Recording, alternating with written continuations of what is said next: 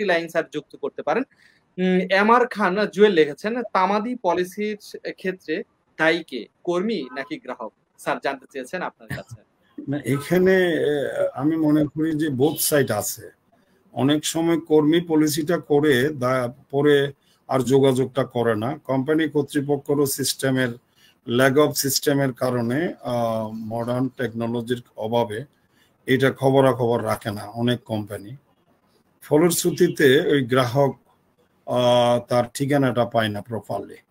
এখন একটা রিমোট অঞ্চলে একজন গ্রাহক 1000 টাকার মান্থলি পলিসি বা 4000 টাকার ইয়ারলি পলিসি করে, সে হেড অফিস কোথায়, কর্মীর যদি যোগাযোগ না থাকে বা ম্যানেজমেন্টের ওই সিস্টেমটা চালু না থাকে, তাহলে তো সে অন্ধকারে রয়ে গেল।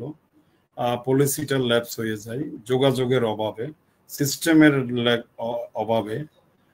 এখানে যদি ম্যানেজমেন্ট ভূমিকা রাখে, যে পলিসি কর্মী করেছে, কর্মীর কাজ শেষ, এখন দায়িত্বটা হচ্ছে ম্যানেজমেন্টের, আর মেকানিজম সিস্টেমেই তাকে ফাইন্ড আউট করে নেবে।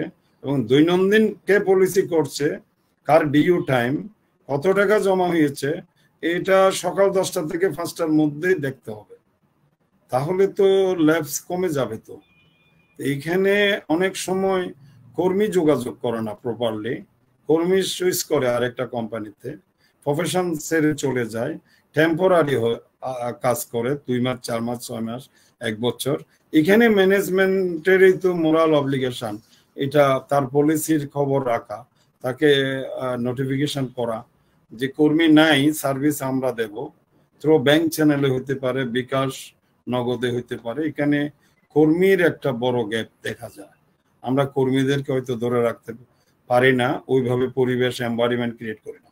আবার গ্রাহকের ক্ষেত্রে যেটা হয়, গ্রাহক অনেক সময় কর্মীর কথাই করে ফেলে, পরবর্তীতে আবার তার সচ্ছলতার প্রশ্ন আসে, মানসিক একটা চিন্তার পরিবর্তন এসে যায়, যে বোধহয় এটা বিমা করেছি, ডকুমেন্টও পেয়েছি, কোম্পানিও ঠিক আছে, কর্মীও ঠিক আছে, বাট তার প্রতিবেশী বলছে যে এই বিমা করা মানে তো ভুল করেছো, এই টাকা তো আর পাবে না।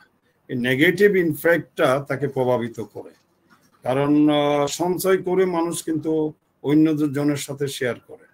টাকা পাওয়ার পরে যারা বেনিফিটেড হচ্ছে, যে 1 লাখ টাকার বিমা করে যে 1,83,000 টাকা পাচ্ছে, সে কিন্তু শেয়ার করে না। শেয়ার করলে তো ধার চাইবে প্রতিবেশী, কিন্তু বিমাটা করার পর সে শেয়ার করে, ওখানে আবার নেগেটিভ রিপ্লাই আসে, তখন গ্রাহক আর কন্টিনিউ করে না, কর্মী থেকে এড়িয়ে যাওয়ার চেষ্টা করে।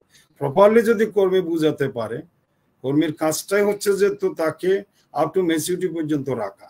আর আমি মনে করি যে এই যুগে এসে কর্মীর উপর রিনিউয়াল প্রিমিয়াম নির্ভর না করে, এটা ম্যানেজমেন্টের দায়িত্ব, কাস্টমার সার্ভিসের দায়িত্ব, পলিসি যারা সার্ভিস দিচ্ছে তাদের দায়িত্ব হলো যে ওই গ্রাহকের সাথে যোগাযোগটা রাখা। প্রপারলি যদি যোগাযোগ থাকে, তার সাথে কমিউনিকেশন থাকে, কল সেন্টার দিয়ে তার সাথে যোগাযোগ রাখে, তাকে উদ্বুদ্ধ করার জন্য কিছু ব্যবস্থা থাকে, তাহলে ল্যাপসেশন অনেকাংশে কমে যাবে। এখানে এককভাবে কর্মী, এককভাবে গ্রাহককে দায়ী করা যাবে না।